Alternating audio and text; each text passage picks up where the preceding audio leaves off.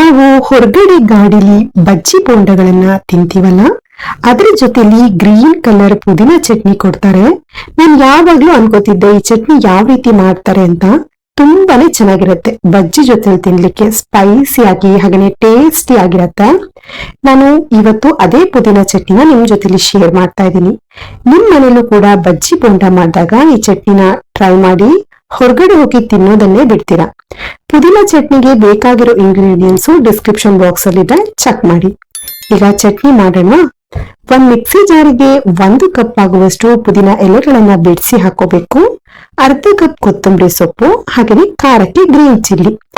ನಾನು ಇಲ್ಲಿ 4 ಗ್ರೀನ್ ಚಿಲ್ಲಿನ ಹಾಕೊಂಡಿದ್ದೀನಿ. ನಾನು ಆಗ್ಲೇ ಹೇಳ್ದಂಗೆ ಚಟ್ನಿ ಸ್ಪೈಸಿ ಆದ್ರೇನೆ ಚಂದ.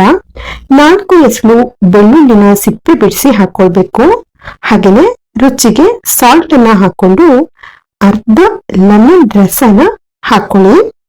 ಹಾಕ್ಬಿಟ್ಟು ಸ್ವಲ್ಪ ನೀರನ್ನ ಸೇರಿಸಿ ಮಿಕ್ಸಿ ಮಾಡ್ಕೊಳ್ಬೇಕು. ಮಿಕ್ಸಿ ಮಾಡ್ಕೊಂಡು ಬೌಲಿಗೆ ಹಾಕಿ ಸರ್ವ್ ಮಾಡ್ಕೊಂಡ್ರೆ ಸೂಪರ್ ಟೇಸ್ಟಿಯಾದ ಪುದೀನ ಚಟ್ನಿ ರೆಡಿ ಆಗತ್ತೆ. ಎಷ್ಟು ಸಿಂಪಲ್ ಹಾಗೆ ಈಸಿ ಅಲ್ವಾ ಚಟ್ನಿ ಮಾಡ್ಲಿಕ್ಕೆ.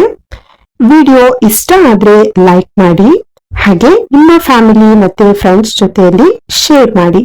ದಯವಿಟ್ಟು ನಮ್ಮ ಚಾನಲ್ಗೆ ಸಬ್ಸ್ಕ್ರೈಬ್ ಮಾಡಿ, ಸಪೋರ್ಟ್ ಮಾಡಿ. Thank you for watching.